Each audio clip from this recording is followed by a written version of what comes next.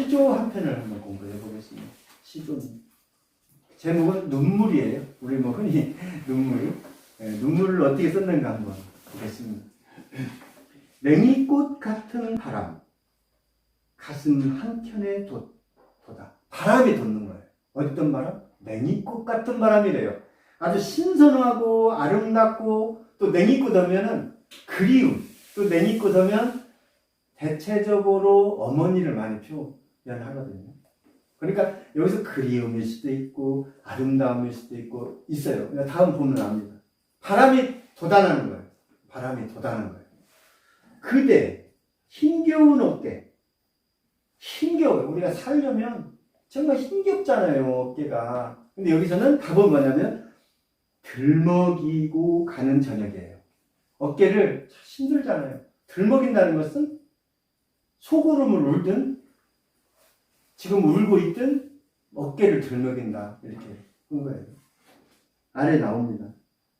말갛게 깊어지는 한생, 유등빛이 번진다. 서정이 참 아름답습니다. 우리가 그 45자 이쪽 저쪽 되는 이 글로 이렇게 멋지게 쓸 수 있는 시조가 있어요. 그럼 진짜 시조가 너무 좋은 것 같습니다. 이 시를 보면요, 서정이 가득하고 마음이 잔잔해집니다. 그런 우리 이런 시조들을 많이 읽어야 돼요. 저 멀리 의등 하나가 눈물처럼 빛나는 어떤 밤이에요. 정말 저 의등이 눈물을 흘리며 참 빛나는 밤. 그러니까 눈물이 빛난다, 항상 그렇게 우리는 표현하잖아요. 눈물은 울음일 수도 있고 슬퍼서도 기뻐서도 눈물이 나는 겁니다. 그래서 우리는 이런 좋은 시조 한 편 읽어봤습니다. 자, 가로 안에 단어 넣어보게. 또 하나 시조네요. 다르 기울기입니다. 다르 기울기.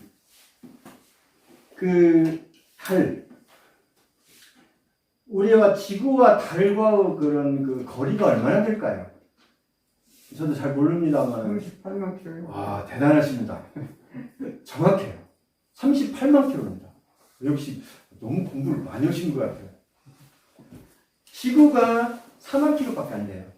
지구가 이렇게 한 바퀴 도는데. 그러면 4구 36이네요. 9바퀴 반을 돌아야 달로 가는데요. 달은요, 낮에는 120도 나릅니다. 온도가요. 근데 밤에는 영하 150도예요. 어떻게든 살 수가 없어요. 달은. 유일한 지구의 위성입니다. 근데 여기서 이제 달의 기울기를 말했거든요. 달의 기울기. 뭘 가지고 달의 기울기를 했을까? 이렇게 보면요.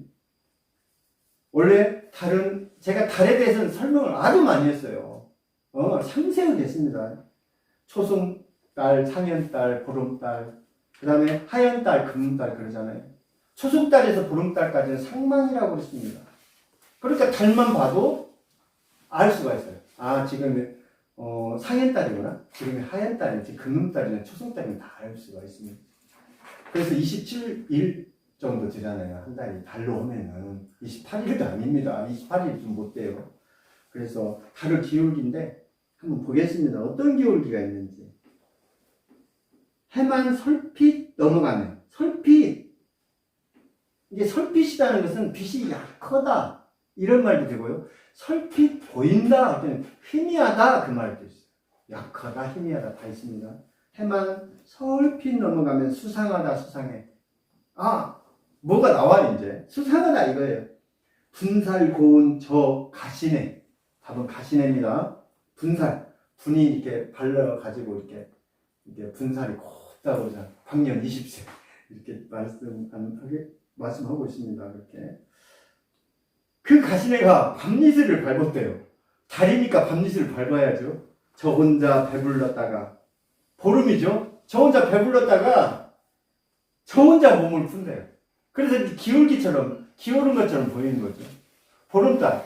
예를 들면, 초승달, 상현달, 보름달, 하현달, 보름달, 하현달, 금음달 그잖아요. 보름달 배를 불렀다가 저 혼자 몸을 푼다는 얘기죠. 시조가 너무 멋있죠. 참 이 정도는 써지 시조인가요? 막상 이렇게 보면은 나도 쓸 것 같지만 사실 어렵습니다, 이게. 상당히 어려워요. 이건 고도의 그 훈련이 좀 필요해요. 그리고 감각을 가지고 있어야 돼요. 촉을 가지고 있어야 돼요. 이거는 임신한 사람을 딱 대입을 했잖아요. 그럴 때는 씨가 든 거예요. 예. 달에 관련돼서만 얘기했으면 재미없었겠죠. 그 가시네가 밤이슬을 밟고 다니더만 결국 몸을 하고 지가 알아서 해산을 한 거죠.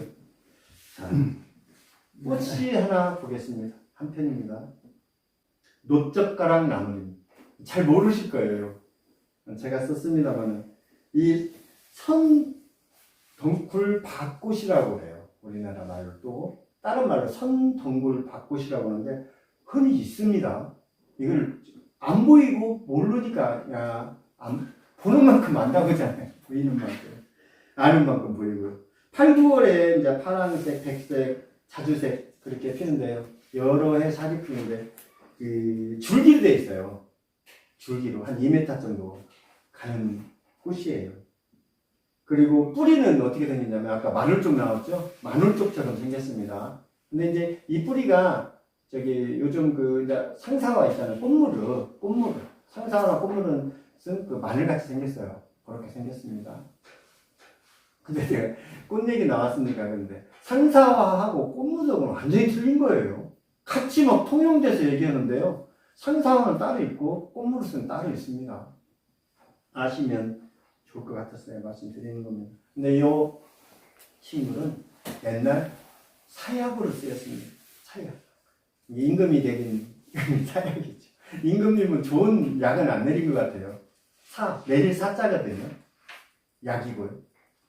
좋은 약을 좀 내려주시지 왜 사약만 내리는가 모르겠어요. 좋은 약을 안 내려줬습니다. 자, 보겠습니다. 사약이라고 생각하고 이 시를 읽으면 확실히 와닿습니다. 멀고 먼 산을 향해 발걸음을 옮긴다. 뭐 그냥 옮기는 거예요. 산별도 밀어내고 살아있는 별이에요. 살아있는 별. 산별은 죽은 별도 밀어내고 우주박 시간까지 정지시켰다. 이건 뭐냐면 지금 멀고 먼 산을 해서 방걸음 옮겼어요. 거기서 사약을 받았어요. 사약을 받고 이제 내가 죽어버리니까 모든 그 시간이 정지되어 버린 거예요. 네. 끝나는 거죠. 이 몸뚱아리 하나와 우주와 맞바꿨다는 얘기예요.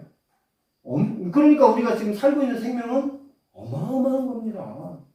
우리는 진짜 어마어마한 거예요. 우리 인간 한 명 한 명이. 누구든 죽으면은 우주와 맞바꾼 거, 우주를 그냥 져버린 거거든요. 네. 어마어마한 사건이에요. 우리가 지금 살고 있는 이 자체가. 자, 답은요. 3.124입니다. 3.124. 밤새 우는 소리가 희미하게 들리고, 이거 띄어쓰기가 잘못됐습니다. 밤새 우는 소리가 희미하게 들리고, 달빛이 온 산을 덮었다. 우는 소리가 지금 저 멀리서 누가 죽었으니까 희미하게 들리고, 그것을 달빛이 의무해줬다. 그 말이에요. 3. 길은 환할수록 터덕거리고 어두웠다. 슬픔이 시작된 지점은 어디일까? 그 지점이겠죠. 꽃의 결심이 풀리자 노젓가락은 탕약이 사약임을 발견했다. 그쵸? 임금에게 진지를 올릴 때 녹젓가락으로 이렇게 확인을 했지 않습니까? 거기서 이제 표시가 나면 이제 독이 들은 걸로 그렇게 했어요. 그래서 노젓가락입니다. 혀와 창자가 타내를 갔다. 마셨죠, 지금. 바람의 발자국을 따라 떠드는 영혼은 바람을 발자국을 따라서 돌아다니는 거예요. 한 사람을 산등성이에 주저앉히듯. 이건 뭐냐면 이름 없는 어떤 산에 가다 보면 묘지들이 있잖아요. 이름 없는 묘지, 주저앉혀버렸을 것 같다. 사라져가는 안부가 부재의 자리를 점지했다. 오늘 또 부재가 또 나오네요. 아까 두꺼운 부재였는데 이제 있는 것이 없는 거예요. 어안이 벙벙한 표정이 점자처럼 일어났다. 이건 뭐냐면요. 어안이 벙벙하다는 것은 뜻밖의 놀라거나 기막힌 일을 당했을 때는 어안이 벙벙해서 말이 안 나오는 거죠. 어리둥절한 거예요. 여기서 점자처럼 일어섰다. 이거는 뭐냐면 그 사람이 죽고 거기서 꽃들이 노젓가락 꽃들이 피어났다 그 말이에요. 아시겠죠? 제가 썼어도 괜찮게 써있습니다. 첨삭학입니다. 이제 첨삭을 해봐야죠. 보겠습니다. 10월의 편지네요. 딱 지금의 편지죠. 요거는 제가 어느 찻집에서 쓴 겁니다. 네, 담양의 어느 찻집에서 명가은이라는 원이라는 명가은이라고 있어요. 그 찻집이 있습니다. 거기 쓴 거예요. 가을은 창가에 낙엽 한 장 같습니다. 가을은요 창가에 저 낙엽 한 장 같아요. 눈물마저 아름답게 감추고 손 내밀어도 닿을 수 없는 찻집 모퉁이에서 국화다발로 서 있는이 아니고요. 서 있던. 이 밈이 옵니다. 있는으로 하면 이 시가 잘못될 수 있어요. 서 있던. 지금 회상하는 겁니다. 당신이 그립습니다. 서 있던입니다. 약속이나 한 듯이가 아니고요. 한 듯. 이자 빼겠습니다. 헤어지는 사람들은 가을비에 젖고 멀어진 이름을 부르며 돌아서는 뒷모습을 바라봅니다. 그러니까 어떤 사람들이 헤어진 사람들이 다시 그 자리로 온 거예요. 와서 그거를 옛날을 회상하는 겁니다. 작년의 가을을 생각하고 있는 거예요. 지금 나는 바다로 가서 파도가 되지 못하고 산으로 가서 바람이 되지 못하고 바다로 가서 수평선이 되지 못했습니다. 그러니까 저는 아무것도 못했어요. 지금까지. 네, 아무것도 못했어요. 더구나 꽃이 지는 날도 차마 울 수도 없었습니다. 문제 없습니다. 그리움도 하나의 사랑이라 했던가요? 문제 없습니다. 소리낼 수 없는 침묵이 가슴 속 응어리로 잡히는 날, 이렇게 하지 말고 소리낼 수 없는 침묵이 가슴 속 응어리로 남는 날, 청춘은 남김없이 무너졌습니다. 이건 다 지우겠습니다. 청춘은 남김없이 무너졌습니다를 가운데 줄 긋겠습니다.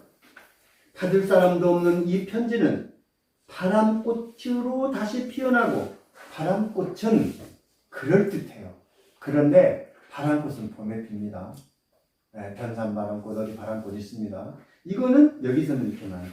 받을 사람도 없는 이 편지는 국화꽃으로 피어나고, 다시가 아닙니다. 피어나고 했으니까 이미 피어난 것이니까 다시라는 말은 필요가 없는 거예요. 어찌 보면 그게 있어야 맞을 것 같지만 그건 불필요합니다. 받을 사람도 없는 이 편지는 국화꽃으로 피어나고 또 다른이거든요. 그래서 또 내년에 가을이 오면 우수수 낙엽으로 날리겠지요. 넘기겠습니다. 이제 슬픔을 감추기 위해, 슬픔을 이제 감춰야 돼요. 나의 그런 어떤 우는 모습이라든지 시큰둥한 모습, 또 그리워하는 그런 애타는 모습을 감춰야 돼. 어디다 감춰야 하나? 세상 어느 별에도 가을이 깊어. 여기는 별이 이제 지구잖아요. 가을이 지금 깊어졌잖아요. 가슴의 빈자리에 텅 빈 의자로 남아있겠죠. 부재의 자리입니다. 텅 빈 의자니까. 부재의 그 사람이에요. 그걸 부재를 많이 하는데요. 부재의 그 사람. 그러니까 이거는 여기서는 문제 없습니다.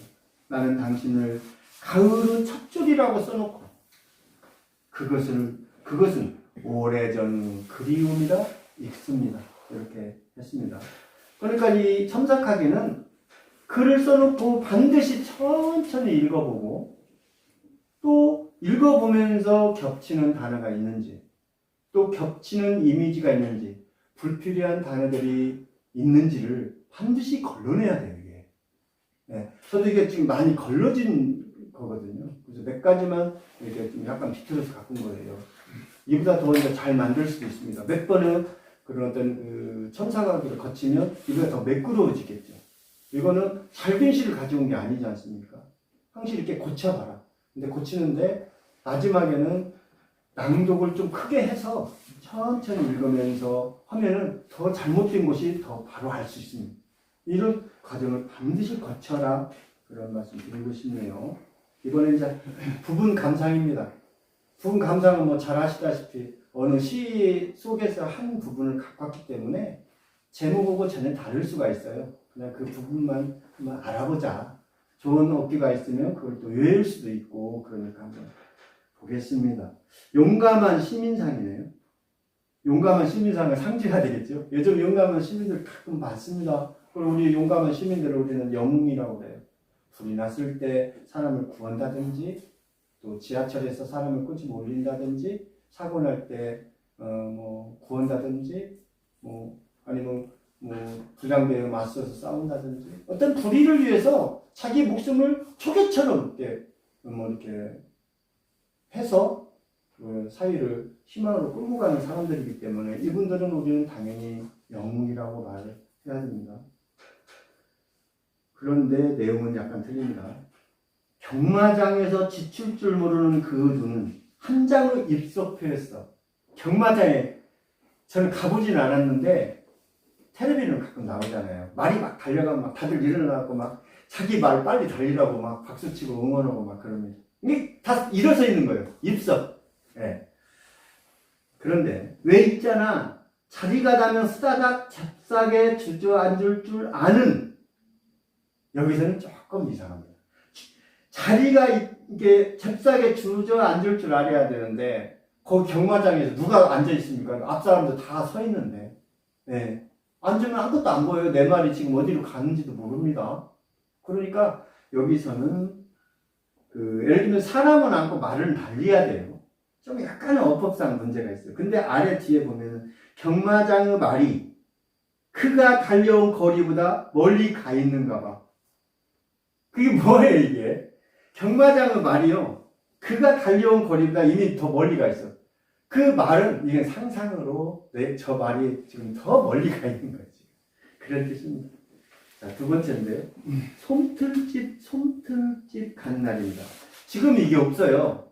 저희 어릴 때만 해도 묵은 담요나 그런 것들을 다시 해체를 했어요. 저 어렸을 때 할머니들이 해체를 해가지고 다시 솜털집으로 갖고 가서 풀립니다. 이걸 빽빽이 빨아가지고 그리고 새 목화솜으로 같이 좀 섞기도 하고 하면은 막 돌리는 게 있어요. 그럼 막 버프라기처럼 막 일어납니다. 새우 깃털처럼. 그럼 솜 이렇게 부풀어져 있어요. 그러면 하얗죠. 그걸 다시 거의 기계에다 넣어요. 이게 그 장면입니다. 가난한 기념일의 한숨이 간신히 잠드는 밤. 가난한 기념일이래요. 돈이 없어요. 뭐 결혼 기념일이든 생일이든 뭐가 있겠죠. 근데 한숨만 쉬고 있는 겁니다. 그 밤에 뒤척인 시간만큼 납작해지는 소모부필이에요. 근데 여기서 역을 보려고 한 것이 다음 행입니다. 얕게 퇴적되는 숨소리들. 이 부분을 알아보기 위해서 이 시 부분 감상을 가져온 거예요. 퇴적된데 우리의 숨소리가 지금 뒤척인 시간만큼 납작해진다. 이렇게 목화 입을 요라고 그러죠. 요가 이렇게 납작해지는 거예요. 그렇게 이불은 생겨난다 이래야 되거든요. 근데 조금 지분이라고 일어나서 그 앞뒤의 문장을 모르기 때문에 여기서는 그렇게 이불은 생겨난다 했으면 더 좋았을 것이다 하는 생각입니다. 이건 뭐 제가 뜯어 고칠 수 있는 일은 아니에요. 그 시인이 쓴 것이기 때문에. 자, 도서관입니다. 마지막이네요. 수천 권의 책들이 빼곡히 꽂혀있는 벽. 네, 맞습니다. 도서관 가면 그렇습니다. 서 있는 제목들. 제목은요, 다 저렇게 서 있어요. 이렇게. 제목이 서 있습니다. 이렇게. 다 서 있습니다. 눕지 못하는 고단한 비문 같다. 비문, 여기서 비문은 비석입니다. 비석. 눕지 못하죠. 바람을 불러들여 놓고 꾸벅꾸벅 졸고 있는 줄거리들. 쏟아지지 않는 잠의 저편이 엎드려 있다. 도서관 가면요, 괜히 책보다 보면 졸립니다. 그럼 거기서 그냥 이렇게 엎드려서 다 자는 조는 모습들이 참 많아요. 네, 그런 모습을 이렇게 부분 감상으로 가져왔습니다. 오늘은요, 시인들은 어느 고고학자라고 부릅니다. 어느 고고학자입니다. 반드시 시는요, 미래부터 오는 게 아닙니다. 시쓰기는 반드시 과거부터 와서, 과거로 들어가서 현재로 와서, 아니면 현재로 들어가서 미래로 간다든지, 또 미래에서 과거로 간다든지, 그럽니다. 그래서 현재로 빠져나오는 거거든요. 그래서 고고학자예요. 언어의 고고학자입니다, 이 시인은. 그런 고고학자처럼 의식 건너편에 있는 기억을 찾아내서 그거를 미학적으로 아름답게 또 재련하거나 변형해서 글로 나타내는. 그래서 시인이 어려운 거예요. 그래서 시인은 아무나 할 수는 없어요. 네, 배워야 되는데 약간. 그리고 엄청난 노력이 필요합니다. 절대 침묵을 배경으로 가진 시원의 언어들. 그런 처음의 언어. 원석이죠, 원석. 시원의 언어니까요. 원석으로 시를 구성하는 거예요. 그래서 시를 쓰는 것은 기억을 역류해서 시간의 원점에 닿으려고 노력하는 겁니다. 시는 시간의 원점에 닿기 위해서 그러는 겁니다. 기억의 원점, 추억의 원점, 어떤 과거의 일정한 시간의 원점에서 현재로 와서 미래로 갔다가 다시 현재로 나오는 겁니다. 과거만 갖고 얘기하면 안 돼요. 시쓰기는 반드시 이런 과정이 필요하다는 거 말씀드리고요. 오늘은요, 뚱딴지 같은 소리도 귀담아 듣고 고정관념을 버리자라는 그 내용으로 이렇게 공부를 해봤습니다. 다음 주 만날 때까지 더욱 건강하시기 바랍니다. 이만 마치겠습니다.